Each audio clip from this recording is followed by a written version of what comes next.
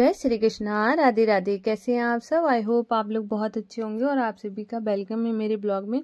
तो आज का दिन है संडे का, और संडे को वैसे तो मैं हर दिन मैं डेली जल्दी नहाती हूँ, लेकिन आज थोड़ा सा मुझे और काम करने थे और मेरा थोड़ा सा मुझे कोल्ड हो रखा है, तो मैंने सोचा कि आज थोड़ा सा रूटीन थोड़ा अलग कर लेती हूँ, क्योंकि कभी कभार ऐसा हो जाता है कि वो जो चीज़ जैसे आप रेगुलर चीज़ें करते हो वो नहीं हो पाती हैं। तो आज वैसे तो मैं 4:30 बजे जागती हूँ, तो आज मैं जागी थी 5:30 पे, क्योंकि मुझे धोने थे बहुत सारे कपड़े, साथ में बाथरूम, वॉशरूम और से जो वॉश बेसिन एरिया, ये सब मुझे आज ही क्लीन करना है। तो मैंने कहा जब छुट्टी मिली है और आज का दिन छुट्टी का है, तो क्यों ना इसका फ़ायदा उठाया जाए और सारे काम कर लिए जाएं। तो मैंने है ना सबसे पहले ना झाड़ू पोछा पूरे घर में किया है, और निष्ठू भी जाग गई थी, निष्ठू को भी मैंने जगा दिया है। तो दूध वगैरह मैंने सब दे दिया था। इसके बाद है ना थोड़ा टाइम मिल जाता है, और जब तक मैंने झाड़ू पोछा किया था, झाड़ू पोछा करूँगी तब तक और टाइम हो जाएगा, तो मैं उसको नहला भी दूँगी, क्योंकि 2 दिन से उसको भी मैंने नहीं नहलाया था, क्योंकि उसकी भी थोड़ी सी तबीयत ठीक नहीं थी। तो इस वजह से जैसे उसको कोल्ड, वैसे बहुत जल्दी उसको कोल्ड हो जाता है, तो इस वजह से थोड़ा सा ध्यान रखना पड़ता है। और एक सुबह बहुत जल्दी जाती है, 7:30 पर जाती है, तो सुबह सुबह हेयर वॉश वगैरह कर दो तो इतना जल्दी हो नहीं पाता, तो कभी कभार हेयर वॉश नहीं भी करती हूँ, सिर्फ कंधे से ही नहला देती हूँ, ऐसा कर देती हूँ। तो अभी मैंने उसको ब्रश वगैरह दिया है, फ्रेश व्रेश होगी जाके, तब तक मैंने सोचा है ना जो कपड़ों को मैंने सोक करके रखा था, अभी सुबह में ही सोक कर दिया था, तो उसको मैं धुलूंगी। तो यहाँ पर है ना, जैसे कितना भी कम करो ना, सर्दियों में अगर एक इंसान भी कपड़े उतारता है तो 4 से 5 कपड़े उतर ही आते हैं, तो इतना मतलब ज़्यादा कपड़े हो ही जाते हैं। तो यहाँ पर मैं अभी सारे कपड़े धुलूंगी, और तब तक है ना निशु फ्रेश हो जाएगी।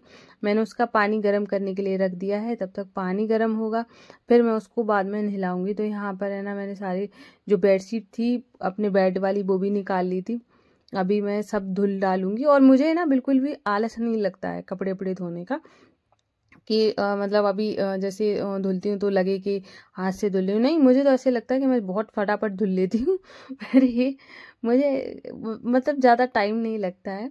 मैं मम्मी आई थी तो मम्मी भी बोली थी, जब 2-3 दिन रुकी थी तो बोली ये लाओ मैं धुलवा देती हूँ। मैंने कहा कोई बात नहीं, मैं बहुत जल्दी धुल लेती। तो मम्मी मुझसे पूछी बहुत जल्दी धुल लेती तो इसका मतलब गंदे धुलती होगी।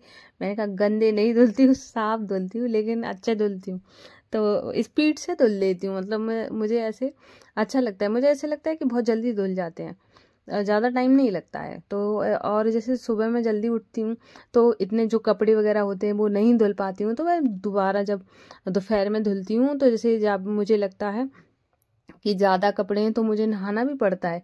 बाकी अगर मुझे जैसे लगता है थोड़े कपड़े हैं तो मैं सुबह में सिर्फ पानी में निकाल देती हूँ, बाकी साबुन वगैरह बाद में दोपहर में लगा के डाल देती हूँ, हाथ पैर अच्छे से धुल लेती हूँ, क्योंकि अब सर्दी ज़्यादा आएगी तो 2 बार तो नहाना ऐसे हो नहीं पाएगा।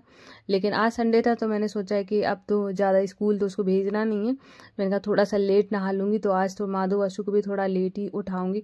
और यहाँ पे ना ये वाली जो बेडशीट थी ये तो बहुत भारी हो गई थी, तो यहाँ पे है ना तब तक वो निशु फ्रेश होके आ गई थी। मैंने बीच में ही कपड़े धुलना छोड़ दिए थे, मैंने कहा इसको बाद में धुलूंगी, पहले इसको नहला देती हूँ। तो मैंने निष्ठू को नहलाया, आज हेयर वॉश कर दिया था, और उसके बाद है ना अभी मैं उसको तैयार कर दूंगी।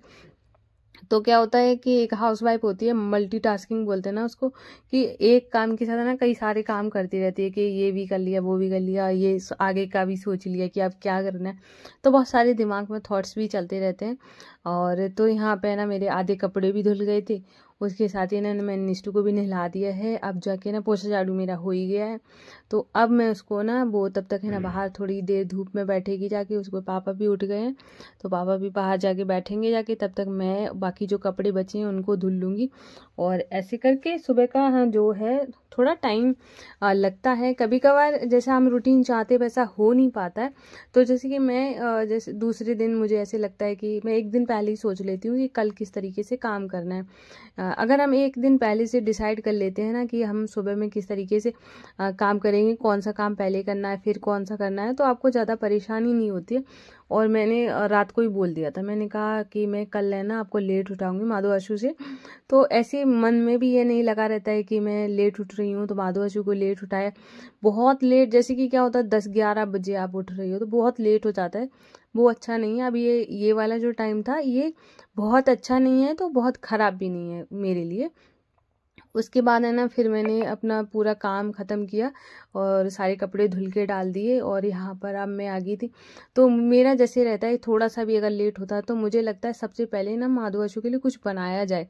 पूजा से ज़्यादा मुझे लगता है खिला दूँ मैं इनको, क्योंकि जैसे पूजा में क्या होता है और जैसे कि बहुत ज़्यादा लेट कभी हो जाए ना तो मैं सबसे पहले भोग लगाती हूँ, मैं पूजा बाद में करती हूँ। मुझे ऐसे लगता है कि माधु आशु तो थोड़ा कुछ खा लेगा, फिर उसके बाद मैं पूजा करती रहूँगी। मुझे जैसे भूख ज़्यादा लग रही हो तो मुझे ऐसे लगता है उनको भूख लग रही है तभी मुझे लग रही है, तो मैं उनको पहले देती हूँ। फिर उसके बाद मैंने ना आलू बॉईल करने के लिए रख दिए थे और मैंने कहा जब तक है ना पूजा करूँगी तब तक आलू भी बॉईल हो जाएंगे। और तो माधु आशु के लिए आज पराठा बनाऊंगी, तो मैं आज आलू का पराठा बनाने वाली हूँ।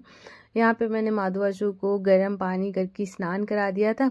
अभी मैंने उनको ना उनके जो श्रृंगार होता है सुबह वाला वो श्रृंगार किया था। और उसके बाद आज ना मैंने उनको वो, वैसे तो मैं कैप लगाती हूँ लेकिन मेरा मन किया कि मैं उनको मुकुट धारण करवाऊँ, तो आज मैंने उनको मुकुट धारण कराए। दोनों को बहुत प्यारा से श्रृंगार कर दिया है।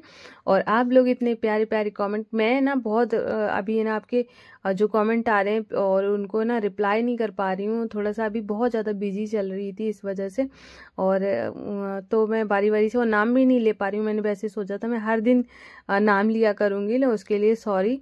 और अभी भी मैंने जैसे कि अभी भी मैं ले सकती थी लेकिन आज मैंने लिख के ही नहीं रखे थे, मैं कैसे लूँगी नाम। अब अगली बार से मैं लिख लिया करूँगी तो नाम ले लिया करूँगी। मैं बहुत सोच के रखती हूँ कि अभी थोड़ा सा रूटीन ज़्यादा ही मतलब बिजी चल रहा है, जिसकी वजह से कुछ भी मतलब जैसा सोचो ना वैसा हो ही नहीं पा रहा है। तो आगे से मैं कोशिश कर रही हूँ कि बहुत जल्दी ट्रैक पे मेरी गाड़ी आ जाए और मैं मतलब जैसे नॉर्मली मैं आपके सबके नाम लूँ। मुझे अच्छा लगता है जब मैं आप सबके नाम लेती हूँ, बहुत ही अच्छा लगता है। और आप लोग इतने प्यारे प्यारे कमेंट कर रहे हैं उसके लिए थैंक यू। और क्या है ना, हाँ मैं क्या बोलने वाली थी, बोलते बोलते मैं कुछ और बोलते चली जाती हूँ। और अभी मैं ना यहाँ पे आरती करूँगी और मैंने ना अभी बाल भी नहीं खोले, मुझे लगा कि बाद में खोलूँगी, फटाफट से अभी पूजा कर लेती हूँ।